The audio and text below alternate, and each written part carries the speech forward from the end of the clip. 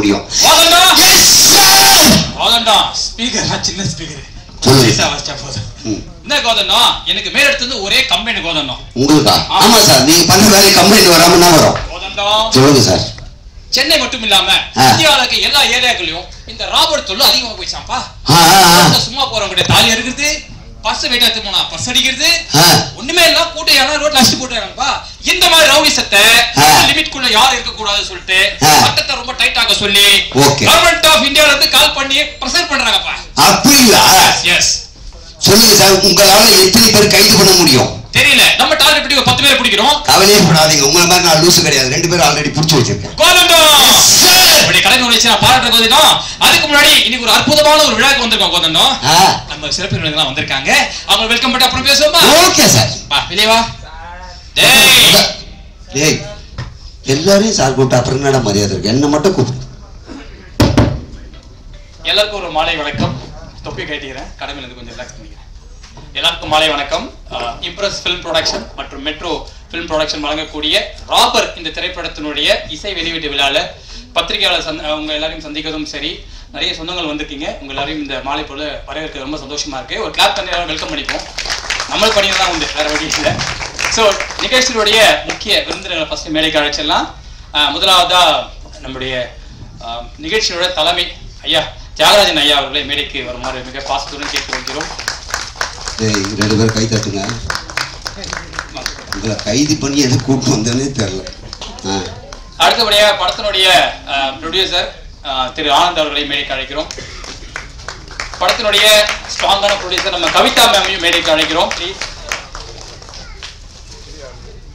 நம்ம ராபர் குழுவினர் வந்து ஐயாவுக்கு ஒரு மரியாதை செலுத்தும் விதமாக இயக்குனர் திரு ஆனந்த கிருஷ்ணன் அவர்கள் நம்முடைய ஐயாவுக்கு ஒரு கௌரவம் அறிவிச்சிருக்காரு. சூப்பர்.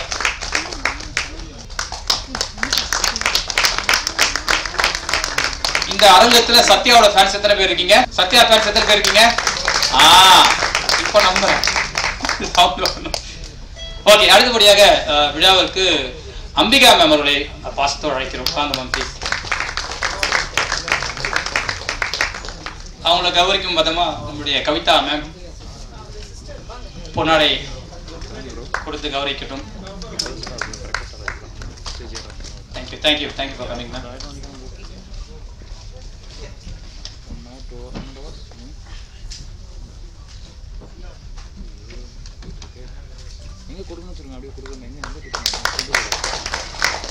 அடுத்தபடியாக சொல்ல எனக்கு தெரியாது யாருன்னு லிஸ்ட் நான் வச்சிருக்கேன். ஓகே, எந்த ஒரு நிகழ்ச்சிக்குமே ஒரு சென்டர் ஆஃப் அட்ராக்ஷன் நமக்கு எல்லாருக்கும் தேவைப்படும். ஸோ காலத்துக்கும் அழியாத ஒரு சென்டர் ஆஃப் அட்ராக்ஷன் கண்டிப்பா நம்முடைய இளமை மங்காத ரம்பா மேம் தான். Please ma'am, please be on stage.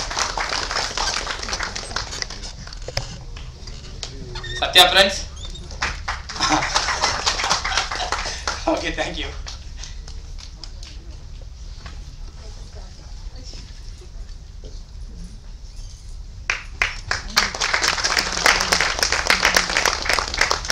Thank you Kavitha ma'am. மறுபடியும் தேங்க்யூ ரம்பா மேம்.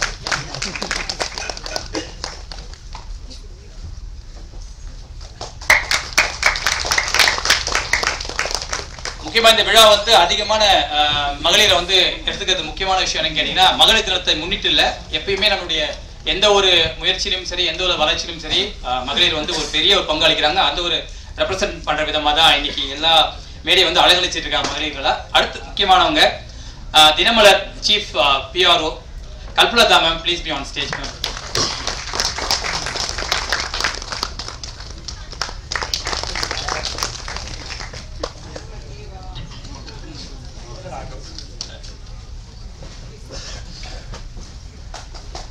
கோதண்டா சொல்லுங்க சார். எல்லாரையும் நோட் பண்ணிட்டு கோதண்டா விட்டுறாதீங்க. என்ன இவங்க தாமா கைதி சார்? Chief guest sir. எல்லாரும் மேலயும் நம்ம பார்வை இருக்கணும், சரியா? ஓகே, இந்த சூப்பரான இசை வெளியீட்டு விழால முக்கியமான நபர்களா இருக்கக்கூடிய ராபர் படத்தினுடைய திரைப்பட குழுவை நான் கண்டிப்பா கூப்பிடணும். ஐயா என்ன மன்னிச்சிருங்க ஐயா, போலீஸ் தப்பு பண்ணேன். ஓகே, இந்த ராபர் படத்தினுடைய இசை வெளியீட்டு விழால முக்கியமான நம்முடைய விருந்தினராக இயக்குனர் அண்ட் இமயம் கண்டிப்பா எங்க பாக்கியராஜ் அவர்கள். Please be on stage. Thank you. Bhagyaraj sir வந்து ஆனந்த் ஐயா வந்து கௌரவிக்கணும்னு ஆசைப்படுறோம். ஆனந்த் சார்.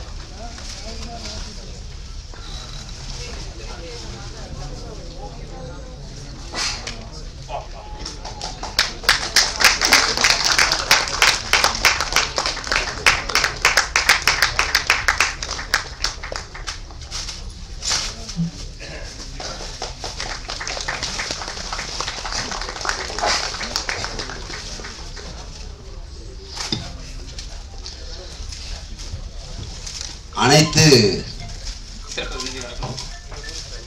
உள்ளங்களுக்கும் எங்கள் கனிவான தஞ்சாவூர் ஓவியம் நினைவு பரிசாக இங்கே கொடுத்து கொண்டிருக்கிறோம். உண்மையிலேயே ரொம்ப மகிழ்ச்சி.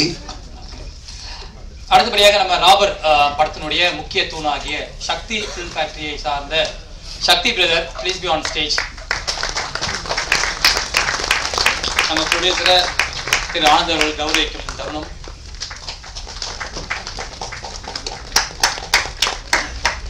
இன்னைக்கு தான் பிரதரை டேக் பண்ணியிருக்கேன்.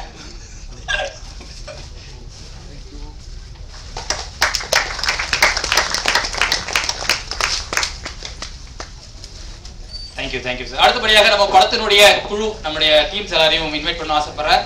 ஸ்டார்ட் ஃப்ரம் எங்கள் படத்தினுடைய இயக்குனர் திரு SM பாண்டி அவர்கள், ப்ளீஸ் பி ஆன் ஸ்டேஜ். வாங்க வாங்க வாங்க வாங்க, வெல்கம். அண்ட் இந்த படத்தினுடைய இசையமைப்பாளர், கதாநாயகனாக இசை வெளியீட்டு விழாவின் கதாநாயகன் ஐயா, நான் ஃப்ளோல சொல்லுகிறேன் ஐயா.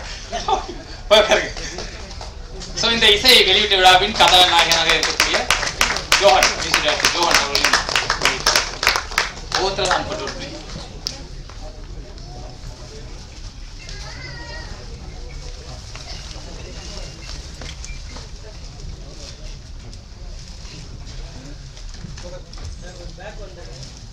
கொஞ்சம் கலகலப்பா பேசிட்டு இருக்கலாம்.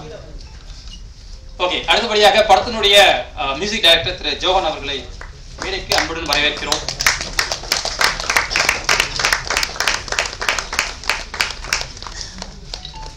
அடுத்தபடியாக படத்தினுடைய நாயகன் திரு சத்யா அவர்களை மேடைக்கு அழைக்கிறோம். சத்யா ப்ரோ.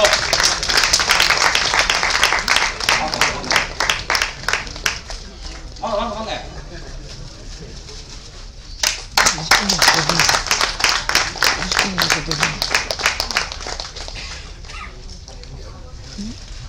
படத்தினுடைய முக்கியமான ஒரு கதாபாத்திரம், அவர் இல்லைன்னா படமே இல்லை அப்படின்னு சொல்லக்கூடிய டேனியல் அவர்களை மேடைக்கு பாசத்தோடு அழைத்துக் கொள்கிறோம். அது நான் தான், நன்றி. அடுத்தபடியாக இந்த படத்துல எங்களுக்கு ஸ்கிரீன் வாய்ஸும் சரி, படத்தின் முழு படத்திலையும் ரொம்ப உதவியா இருந்த நம்முடைய பாண்டி சார், ஸ்டில்ஸ் பாண்டியன் அவர்களை மேடைக்கு அழைக்கிறோம்.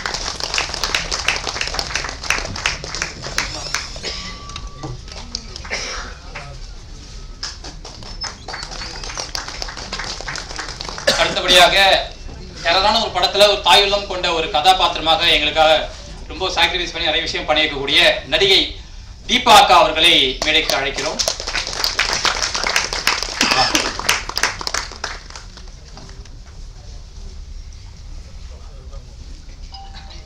எப்படியோ நான் தப்பிச்சேன், என்கிட்ட லிஸ்ட் இல்ல, யாரும் லேட்டா கூப்பிட்டாலும் இவர் தாங்க. ஓகே, நம்ம படத்தினுடைய எடிட்டர், ஆமா டீம் அப்படியே வந்துடலாம். Editor please be on stage. வாங்க சார் வாங்க சார் வாங்க சார்.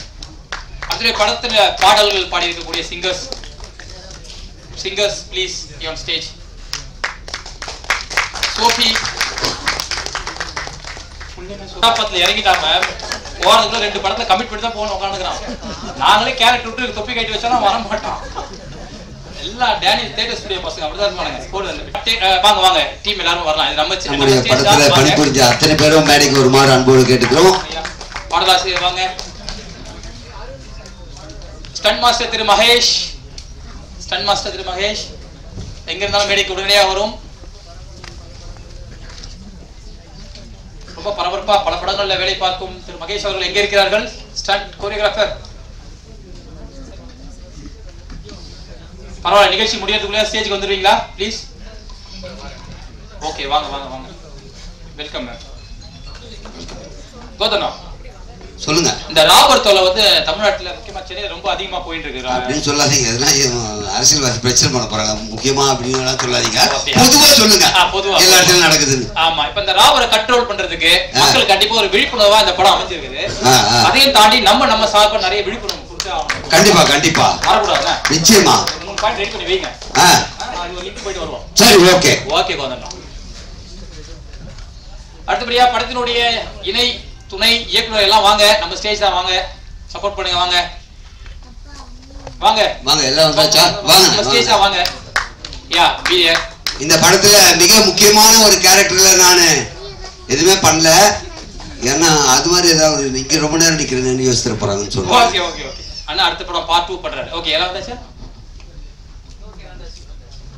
ஓகே இந்த நிகழ்ச்சியினுடைய முக்கிய கட்டம் இது நம்ம கெஸ்ட் எல்லாம் வந்து ஹானர் பண்ணணும் அதுக்காக ஒரு அழகான ஸ்பீச் கொடுக்கணும்னு சொல்லிட்டு எங்களுடைய தலைவி கவிதா மேம் வந்து கூப்பிடுறோம் பண்ண சமீபத்துல ஜனகராஜ் சார் 700 படங்களுக்கு மேல பண்ணாரு அவர் இந்த கதை கேட்டு முதல் முறையா தாத்தான்னு ஒரு குறும்படம் நடிச்சாரு அது சில மாதங்களுக்கு முன்பு ரிலீஸ் ஆச்சு கொரோனா டைம்ல ஒரு பாடல் ஒண்ணு பண்ணோம் என்ன போல் வாழ்க்கை அப்படின்னு சொல்லிட்டு என்னோட ஒவ்வொரு கட்டத்துக்கும் நிறைய பேர் இங்க இருக்கவங்க இந்த மேடையில இருக்கவங்க இங்க இருக்கவங்க இந்த மேடைக்கு பின்னால் இருக்கவங்க எல்லாரும் இருந்திருக்கீங்க அவங்களுக்கு முதல்ல நான் நன்றி சொல்லிக்கிறேன் விமர்சனங்களும் வரவேற்புலாம் ஒருத்தர் அடுத்த கட்டத்துக்கு அடுத்த தளத்துக்கு கொண்டு போவோம் அந்த மாதிரி என்னை ஒவ்வொருத்தரும் ஊக்குவிச்சாலும் சரி எப்படியான விஷயங்கள் என்னை கொண்டு வந்தாலும் சரி இன்னைக்கு இந்த இடத்துக்கு நான் வந்திருக்கிறதுக்கு முக்கியமான காரணம் இங்க இருக்கிற எல்லாருமே அதுக்கு நான் மனசால நன்றி சொல்லிக்கிறேன் எப்பவுமே ஒரு கனவு இருக்கணும் கனவு மெய்ப்பட வேண்டும்னா அதுக்கு நிறைய கடுமையான உழைக்கணும் நிறைய கடுமையான போராடணும் நிறைய ஃபைட் பண்ணணும் இந்த மீடியா துறை எனக்கு 22 வருஷத்துக்கான ஒரு பெரிய உழைப்பை கொடுத்துருக்கு தியாகராஜன் சார்ட்ட ஆரம்பிச்சு இங்க இருக்கிற பல பேரும் அவங்களோட லைஃப்ல நான் இருந்திருக்கேன் என் லைஃப்ல அவங்க இருந்திருக்காங்க அம்பிகா மேம் ரம்பா மேம் பாய்க்கிற சார் மேடைக்கு மேடை என்னை பத்தி நிறைய புகழ்ந்து பேசியிருக்காங்க ஸோ இப்படி எல்லாரையும் சொன்னோம் எப்படி என் வீட்டில் இருக்கிறவங்க எல்லாம் ஒரு பெரிய எனக்கு சப்போர்ட் பண்ணி என்னை இவ்வளோ தூரம் கொண்டு வந்தவங்களோ அதே மாதிரி இந்த மேடையில் இருக்கவங்களும் அவங்களுக்கு ரொம்ப ரொம்ப பெரிய கடமைப்பட்டிருக்கேன் நான் எனக்கு முதல்ல ஆரம்பிச்சு வச்சது தியாகராஜன் சார் தான் அவங்க இடத்துல தான் நான் வளர்ந்தேன் எந்த ஒரு நல்லதா இருந்தாலும் அவங்க இல்லாம நான் இவ்வளவு தூரத்துக்கு வந்திருக்க முடியாது அம்பிகா மேம் அதே மாதிரி நான் எந்த மேடையில பேசினாலும் எனக்கு உடனே வீடியோ பார்த்துட்டு எனக்கு உடனே சொல்லுவாங்க ரம்பா மேம் கனடாவில் இருந்தா கூட அவங்களும் நானும் அவ்வளோ ஒரு டச் க்ளோஸ்ல இருக்கும் அவங்க ஃபேமிலியோட எனக்கு இருக்கிறதுக்கு அவங்க அம்மா வந்து ஒரு ஸ்வீட் வந்தா கூட எனக்கு உடனே ஃபோன் பண்ணி சொல்லி கவிதா கொஞ்சம் உடனே வீட்டுக்கு வா சொல்லுவாங்க ஒவ்வொருத்தருக்கிட்டையும் நான் ஒரு பத்திரிகையாளர் திரைத்துறையினர் அப்படின்னு இல்லாம அவங்க வீட்டுல ஒருத்தரா எனக்கு இடம் கொடுத்ததுக்கு ரொம்ப ரொம்ப ரொம்ப நன்றி சொல்லிக்கிறேன் முக்கியமா ஒருத்தர் எந்த முயற்சி எடுத்தாலும் எந்த நிறுவனம் இவ்வளவு பெரிய சுதந்திரத்தை கொடுக்கும் நான் வந்து முதல்ல குறும்படத்துல இருந்து ஆரம்பிச்சேன் என் பாஸ் கிட்ட போய் சொன்னேன் சார் நான் வெறும் பத்திரிகையாளரை மட்டும் வந்தோம் போனோம் என் வேலையை பார்த்தோன்னு இல்லாம நான் ஒரு ஷார்ட் ஃபிலிம் எடுக்கிறேன் சார் அப்படின்னு சொன்னேன் அப்படியா முதல்ல 20,000 ரூபாய் கொடுத்து எனக்கு ஷார்ட் ஃபிலிம் ஊக்குவிச்சது தினமலர் தான் இந்த இடத்துல அவங்களுக்கு நான் நன்றி சொல்லி கண்டிப்பா சொல்லி ஆகணும் அவங்க இல்லைன்னா நான் என்னோட ஒவ்வொரு முயற்சியும் பண்ணவே முடியாது அடுத்து 3வது குறும்படம் பண்ணேன்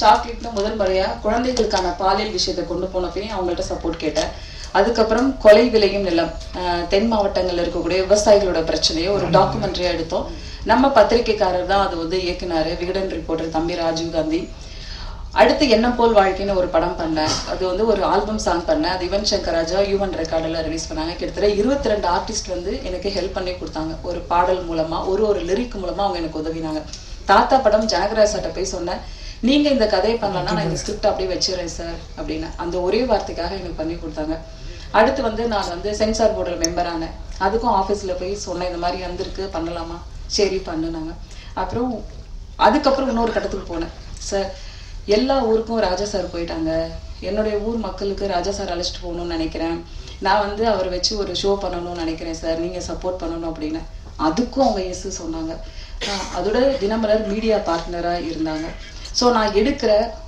ஒரு ஸ்டெப்புக்கும் ஒரு முயற்சிக்கும் என்னோட பெரிய உழைப்பை நான் போட்டா கூட அதுக்கு பின்னாடி இருந்து சப்போர்ட் பண்ணுறது என்னோட நிறுவனமும் இங்க இருக்கிற அத்தனை மக்களும் தான் இதை எனக்கு ஒவ்வொருத்தரும் கைப்பிடிச்சு என்னை இவ்வளவு தூரம் கொண்டு வந்திருக்காங்க அதுக்கு எத்தனை தூரம் நன்றி சொன்னாலும் பத்தவே பத்தாது நேற்று ஆஃபீஸ்க்கு ஃபோன் பண்ணி இந்த மாதிரி ஒரு படம் நான் பண்ணியிருக்கேன் எனக்கு வந்து நான் பிஹாஃப் ஆஃப் தினமலர் ஒரு கெஸ்டா எனக்கு வரணும் அப்படின்னப்ப கல்பலத்தா கிட்டத்தட்ட வந்து 35-38 வருஷமா தினமலர்ல ஒரு பில்லரா இருக்காங்க சீஃப் பிஆர்ஓவா இருக்காங்க அவங்கள கூட்டிட்டு போ அப்படின்னு சொன்னாங்க இதே இடத்துல இதே ஒரு ஷார்ட் ஃபிலிம் பண்ணும்போது அவங்க தான் கெஸ்டா வந்திருந்தாங்க ஸோ எனக்கு ரொம்ப சந்தோஷமா இருக்கு நிறுவனத்துல இருந்து ஒருத்தவங்க எனக்கு சப்போர்ட் பண்ண வந்திருக்காங்க அப்படின்னு சொல்லிட்டு தேங்க்யூ மேம் இப்படி ஒவ்வொருத்தரும் என் லைஃப்ல ஒரு முக்கியமான இடத்துல இருந்திருக்காங்க இப்ப ராபர் படத்துக்கு வரும் இந்த ராபர் படத்தோட டீமுக்கும் எனக்கும் விதார்த் மூலமாக தான் எனக்கு இந்த டைரக்டர் எனக்கு தெரியும். ஆனந்த் ஆள் படம் நிறைய படங்கள் பண்ணியிருந்தாரு.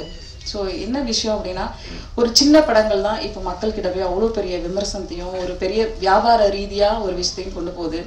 நிறைய தயாரிப்பாளர்கள் இங்கே உட்காந்து கண் கலங்குவாங்க.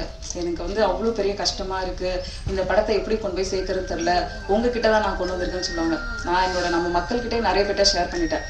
எவ்வளோ பெரிய கஷ்டம் ஒரு ஆர்டிஸ்ட்டை கூப்பிடுறதுலேருந்து, ஒரு டிசைன் பண்ணுறதுலேருந்து, ஒரு சமூக வலைத்தளத்துக்கு அந்த படத்தை எடுத்துகிட்டு போகிறதுலேருந்து அவ்வளோ பெரிய போராட்டம். நம்ம உட்காந்து அவ்வளோ ஈஸியாக ஒரு விஷயத்த சொல்லிடுறோம், ஆனால் அதுக்கு பின்னாடி அவ்வளோ பெரிய உழைப்பு இருக்கு.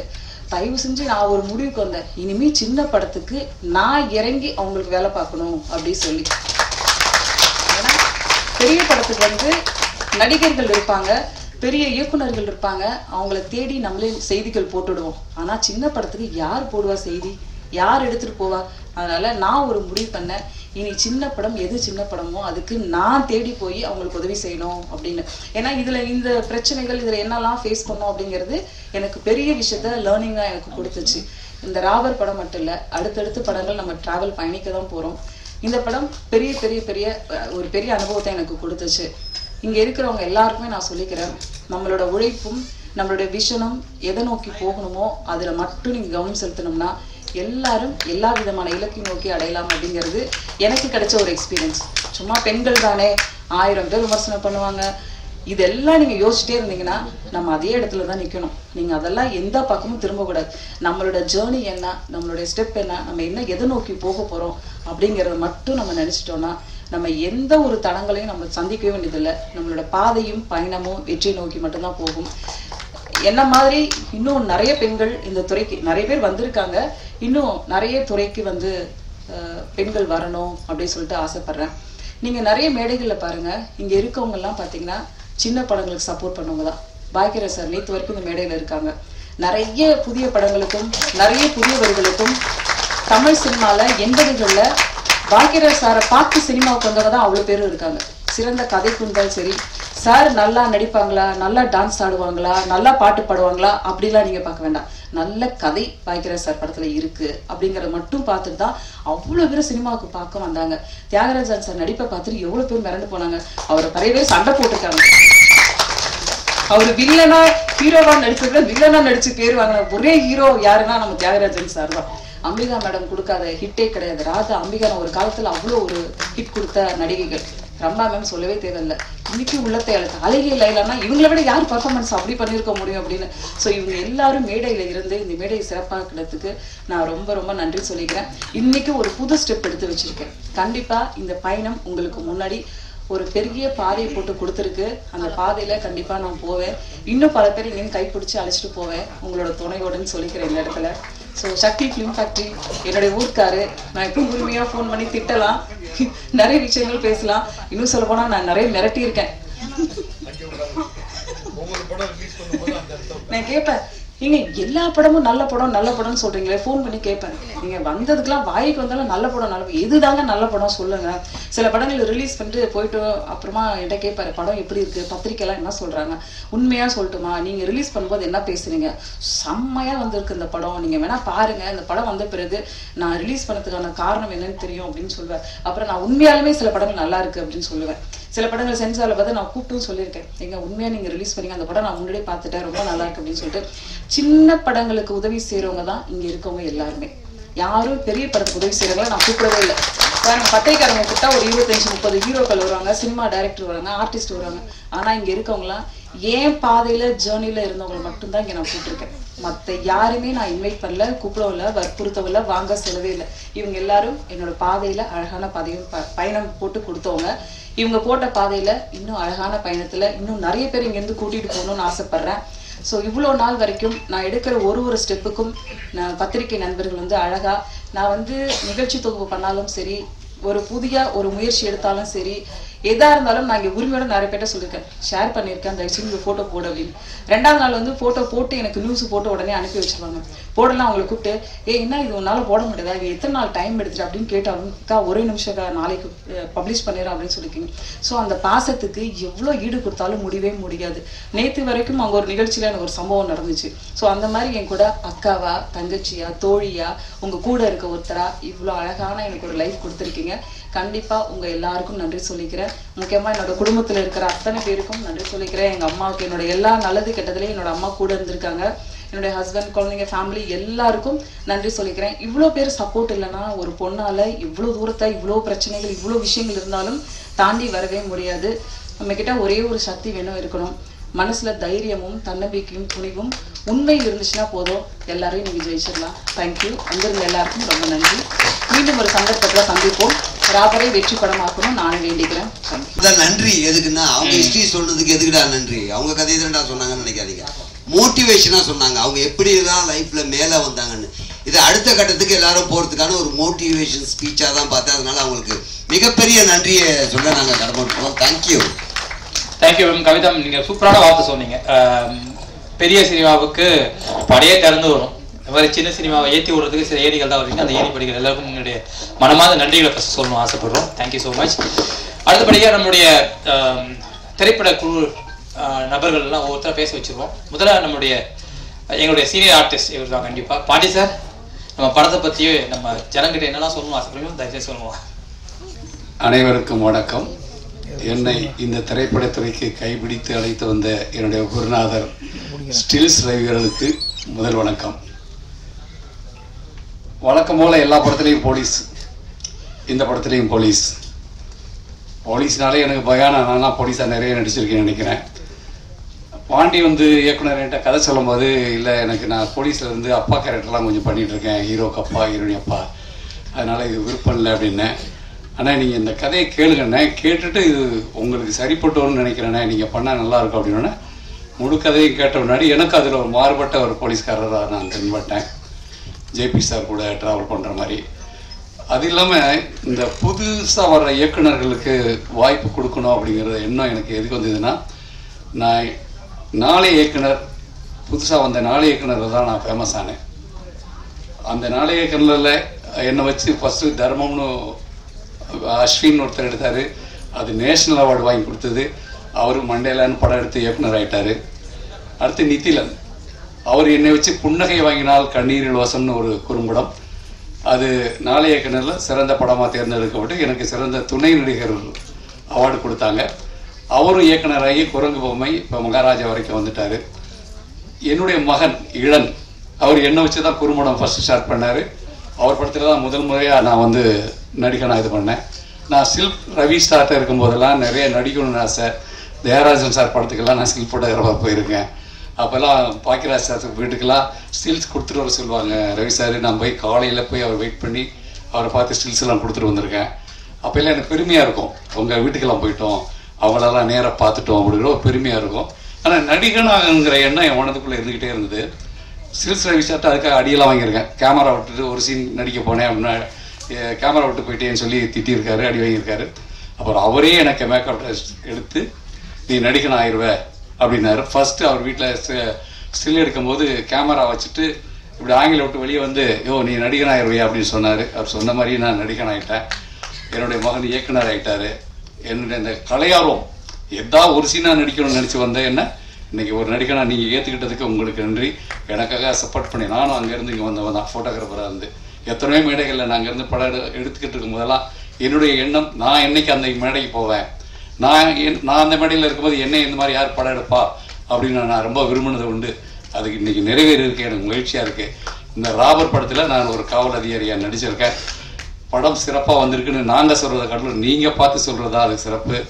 இந்த வாய்ப்பு கொடுத்த இயக்குனருக்கும் தயாரிப்பாளருக்கும் சகோதரி கவிதா, அவங்க நிறைய மேடைகளில் நிகழ்ச்சி தொகுத்து வழங்கியிருக்காங்க. அப்போ நான் கீழே நின்று படம் எடுத்திருக்கேன். என்னுடைய ஆசை அங்கேருந்து நான் இங்கே வந்திருக்கேன். அதே மாதிரி எல்லாருமே முயற்சி பண்ணால் எங்கே அடையணுமோ அங்கே சேரலாம். இலக்கை நோக்கி பயணிப்பவர் பலர், சென்றடைவர் சிலர் அப்படிங்கிற மாதிரி நான் பயணிச்சுக்கிட்டே இருந்தேன். அந்த இடத்துக்கு வந்துட்டேன். அதனால் முயற்சி பண்ணுறவங்க பண்ணிக்கிட்டே இருங்க. என்றைக்கா ஒரு நாள் அந்த மேடை உங்களுக்கு கிடைக்கும். நன்றி, வணக்கம்.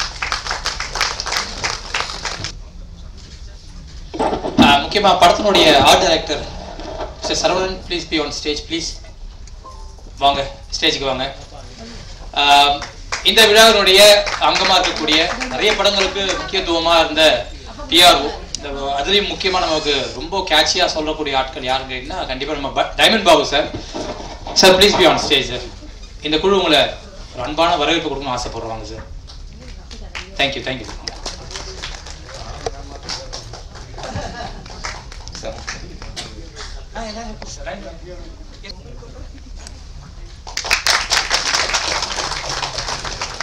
இதல்லவா ட்விஸ்ட்.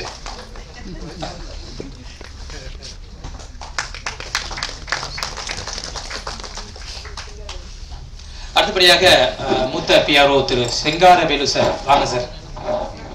அடுத்தபடியாக மூத்த பத்திரிகையாளர் திரு ராம்ஜி சார் அவர்களை மேடைக்கு அன்புடன் அழைக்கிறோம். ராம்ஜி சார்.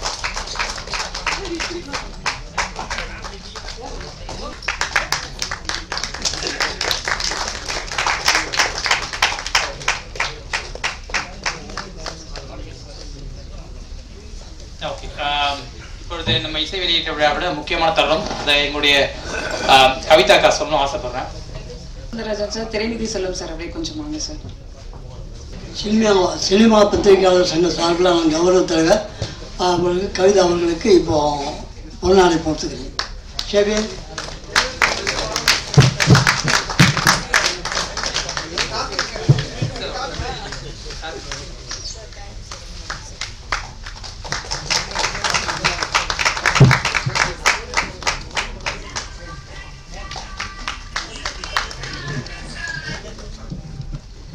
அடுத்து நான் கூப்பிடுறவர் ரொம்ப பிடித்த மனிதர்.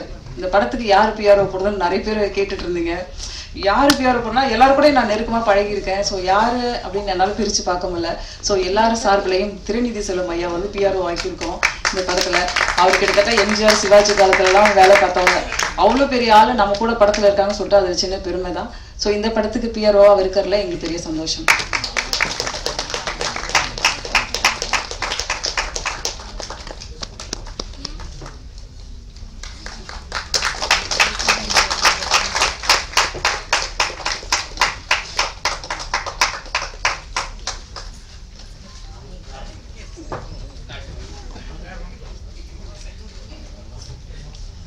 பாசமிகு அண்ணன் அவர்கள் கவிதா மேம்க்கு ஒரு அருமையான ஒரு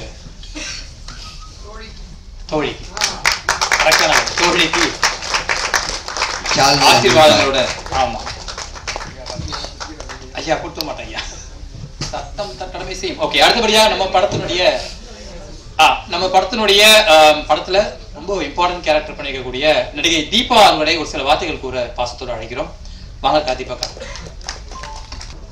குலசையிலே வீட்டிலிருந்து என்னை நித்தமும் வழிநடத்தி கொண்டிருக்கும் என் தாய் முத்தாரம்மையை வணங்கி, மேடையில் இருக்கிற அத்தனை பெரியவர்களையும் வணங்கி, உண்மையிலே ரொம்ப சந்தோஷமாக இருக்குது இந்த படத்தில் வந்து நான் நடித்தது.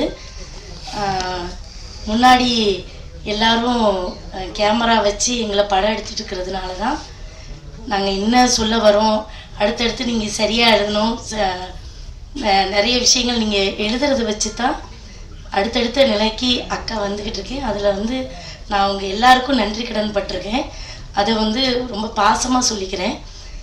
இந்த படத்தில் வந்து என்ன அப்படின்னா, ஒரு தாய் ஒரு குழந்தைய எப்படி தன்னுடைய தாய்ப்பாலை ஊட்டி வளர்க்குறாளோ, அதே தாய் தன்னுடைய மகன் தடம் மாறினா என்ன செய்வா அப்படின்றது நிறைய இதில் நம்ம பார்த்துருக்குறோம். அதை தான் இந்த திரைப்படத்தில் ரொம்ப அழுத்தமாக சொல்லியிருக்காங்க. அந்த கதாபாத்திரத்தை எனக்கு கொடுத்த இயக்குனர் தம்பிக்கு ரொம்ப நன்றி. அவர் எங்கள் ஊருக்காரர் தான். எப்போவுமே பொதுவாக நிறைய பேசணும்னு நினைப்பேன். இன்றைக்கி வந்து நிறைய சிறந்த பேச்சாளர்கள்லாம் இருக்கிறதுனால எனக்கு கொஞ்சம் பயமாக இருக்குது. ஏன்னா வந்து பாக்கியராஜ் சார் இருக்கிறாங்க, தியாகராஜ் சார் இருக்காங்க. இவங்க முன்னாடி வந்து இன்றைக்கி நான் பேசுகிறேன் அப்படின்னு சந்தோஷம். இன்னொன்று அம்பிகா மேம் இருக்காங்கல்ல, எங்கள் வீட்டுக்கார அவையில பார்த்த உடனே கடும் சந்தோஷம் இருக்கு.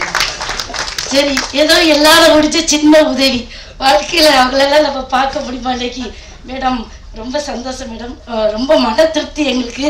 ஏன்னா இப்படி ஒரு மேடையில் நின்று நடிகர்கள் முன்னாடியெல்லாம் உட்காந்து மைக்கில் பேசுறது எனக்கு ரொம்ப சந்தோஷமா இருக்கு. இதுக்கு மேலே எனக்கு பேசுறதுக்கு ஒன்றுமே ஓடலை. என் பையன் வந்து 12ஆப்பு படிச்சுக்கிட்டு இருக்கான். அவன் நல்லா பரீட்சை எழுதணும். அதனால அக்கா வந்து என் பிள்ளை நல்லா படிக்காது, நீங்களாம் உட்காந்து சொல்லி தரப்பறீங்கன்னு கேட்காதீங்க, கொண்டு போய் டியூஷனில் விடணும், லேட் ஆயிடுச்சு. அதனால எல்லாரும் சீக்கிரமா என்னுடைய உரையை முடிச்சுக்கிறேன். ரொம்ப நன்றி. வணக்கம். இந்த நிகழ்ச்சிக்கு வருகை தந்திருக்கும் பத்திரிகையாளர்கள் எல்லாருக்கும் வணக்கம். மேடையில் இருக்கிற அனைத்து ஜாம்பவான்களுக்கும் வணக்கம். கண்டு நேசிக்கிறவனை விட காணாமல் நேசிக்கிறவன் பாக்கியவான்வாங்க. ஸோ அந்த மாதிரி இவங்க பண்ண ஒவ்வொரு பாடல்களும் படங்களும் சிச்சுவேஷன்ஸ் அந்த ஆக்டிங் எல்லாமே சின்ன வயசுலேருந்து எங்களுக்கு எல்லாருக்குமே ஒரு இன்ஸ்பிரேஷனான ஒரு moments. And very blessed to be in this stage. Thank you for coming. அதே மாதிரி இந்த ஒரு படத்துக்கு அவ்வளோ சப்போர்ட் பண்ணி ரிலீஸ் பண்ணுற சக்தி எனக்கும் நன்றி. கவிதா மேம் வந்து எங்கள் உடன்பிறவா சகோதரி. அவங்களுடைய பண்ண ஒரு ஃபஸ்ட்டு ஷார்ட் ஃபிலிமில் எனக்கு மியூசிக் சான்ஸ் கொடுத்துருந்தாங்க. அண்ட் தென் நான் பண்ண படத்துலேருந்தே அவங்க தான் பெரிய படம் சின்ன படம் இந்த மாதிரியான எந்த ஒரு பாகுபாடு இல்லாமல் அவ்வளோ சப்போர்ட்டிவாக இருந்தவங்க. அண்ட் அவங்களுக்கும் இயக்குனர் பாண்டி மற்றும் ஆனந்த் கிருஷ்ணா அவர் ரொம்ப லாங் ஃப்ரெண்ட் அவர். ஸோ அவருக்கு நன்றி. அண்டு என் பாட்டுக்காக உங்களுடைய கமெண்ட்ஸ் அண்ட் எல்லாத்தையும் கொடுங்க. அண்டு இன்னைக்கு சிம்போனி ரிலீஸ் பண்ணுற ராஜா சாருக்கு என்னுடைய வாழ்த்துக்களையும் தெரிவித்துக் கொள்கிறேன். ஏன்னா நான் வந்து லைவ் ஆர்கெஸ்ட்ராலேருந்து வாசிச்சிருக்கேன். நியர் அபவுட் ஒரு 2000 கச்சேரி மேலே வாசிச்சிருப்பேன் சின்ன வயசுலேருந்து. ரொம்ப யங் ஸ்டேஜ்லேருந்து played. And I live with Raja sir song தான். அவருடைய பாடல் தான் என் காதில் எல்லாமே ஒழிச்சிருக்கோம். ஒரு நியர் அபவுட் ஒரு 20 வருஷமாக ஸ்டேஜில் இருக்குது. அண்ட் இந்த நாளில் அவருடைய சிம்போனி ரிலீஸ் பண்ணுறது very blessed. And thank you. All great success and all great success for அவர் team. Thank you so much.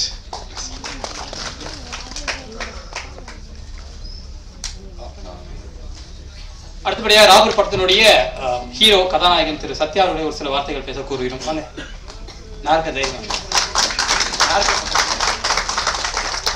Press media மற்றும் இங்கே வந்திருக்கும் அனைவருக்கும் என் மாலை வணக்கங்கள். பாலுமேந்திரா சாரோட ஸ்டூடெண்ட் நான். ப்ரெஸ்ஸுக்கு என்ன அவர் தான் இன்ட்ரோ பண்ணி வச்சார். அவரோட ஸ்டூடெண்ட் நான் சத்யா அப்படின்ட்டு. அவர் என் கூட இப்போ இல்லை. அவருக்கு பதிலாக Thiagarajan sir, Bhagyaraj sir, Ambika madam, Rambha madam இவங்கெல்லாம் வந்திருக்கிறாங்க. எனக்கு ரொம்ப சந்தோஷமாக இருக்குது. சார் ரூபத்தில் இவங்களே நான் பார்க்குறேன். ராபர் படத்துக்கு ரொம்ப சப்போர்ட்டாக வந்திருக்கிறாங்க. அப்புறம் மெட்ரோ டைரக்டர் ஆனந்தண்ணா. நான் பாலுமேந்திரா சார்ட்ட ஆக்டிங் கற்றுக்கிட்டு வெளியே வந்ததுக்கப்புறம் நிறைய சினிமா கம்பெனியில் ஏறி இறங்கியிருக்கிறேன். சரியானபடி எனக்கு வாய்ப்பு வரல. அப்புறம் கவிதாக்கா வந்து எனக்கு சின்ன வயசில் டியூஷன், ஸ்கூல், காலேஜ் எல்லாமே அக்கா தான் சேர்த்து விட்டாங்க. சினிமாலேயும் அவங்க தான் பாலுமேந்திரட்ட சொல்லி அவரோட ஸ்டூடெண்ட்டாக என்னை வந்து இன்ட்ரோ பண்ணாங்க. அதே கவிதாக்கா தான் வந்து ஆனந்தன்கிட்ட கூப்பிட்டு போய் என்னோட தம்பி ஏதாவது படத்தில் யூஸ் பண்ண முடிஞ்சால் யூஸ் பண்ணுங்க அப்படின்னு சொல்லி கொடுத்தாங்க. அப்படி கிடைச்ச நட்பு தான் ஆனந்தன் எனக்கு.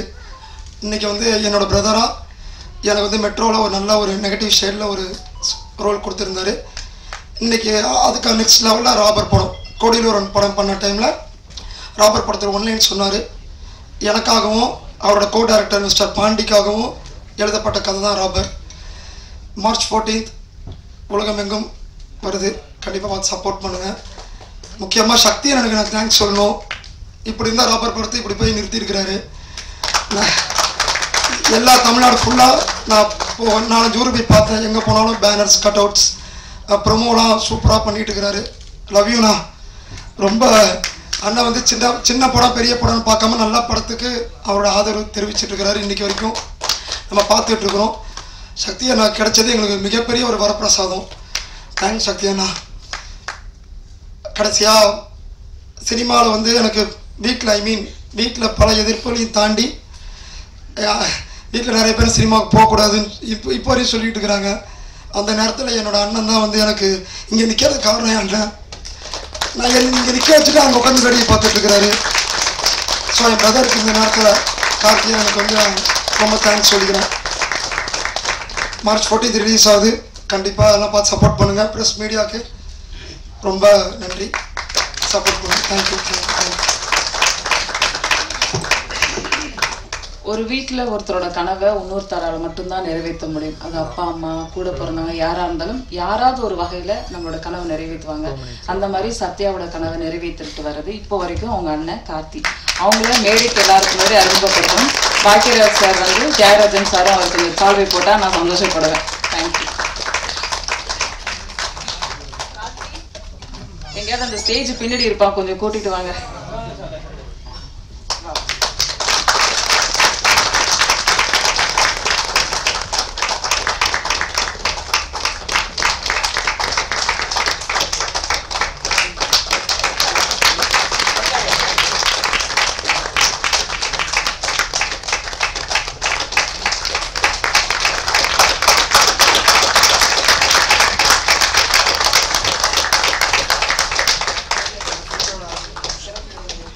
நம்மளுடைய இசை வெளியீட்டுடைய முக்கியமான தருணம் இது.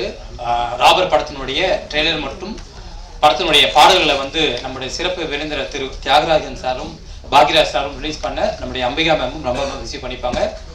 ப்ளீஸ் மேம் கொண்டு வாங்க, நம்முடைய இசை பெட்டியை கொண்டு வாங்க. ஆமா ராபர்ல 2 கைதி வேற குடிச்சிருவோம். கான்செப்டே ஆளுங்க இறங்க மாட்டாங்க 2 பேர் உங்க கேட்டுன்னு. இல்ல அம்பிகா மேம் பேல் கொடுத்துருக்காங்க, அதனால உட்கார வச்சிருக்கோம். பாருங்க, இப்போ ஒரு முன்னாடிதான் இசை வெளியீட்டு விழாக்கு என்ன பண்ணுவோம், ஒரு கார்டு கொடுப்போம், இல்ல ரிப்பன் கட் பண்ணுவோம். எவ்வளவு போராட்டம் வரும் எங்களுக்கு, பெட்டி எல்லாம் தூக்கிட்டு வரணும். அதெல்லாம் பண்ணாதான் காட்டுறீங்க, ஏதோ பசங்க ஏதோ பண்ணிருக்காங்க மேஜிக்லாம். இதை கொஞ்சம் காட்டலாம் டிவிலன்னு சொல்லி காட்டுவீங்க. மறக்காம கொஞ்சம் புகைப்படம் எடுத்துக்கோங்க.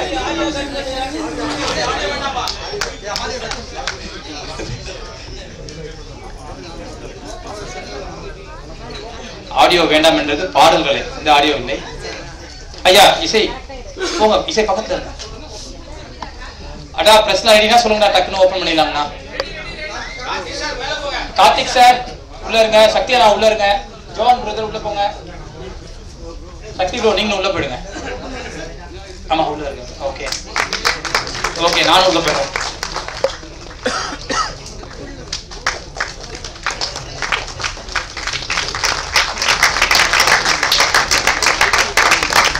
கேமராமேன் உதயண்ண மேல வாங்க, வாங்கண்ணே.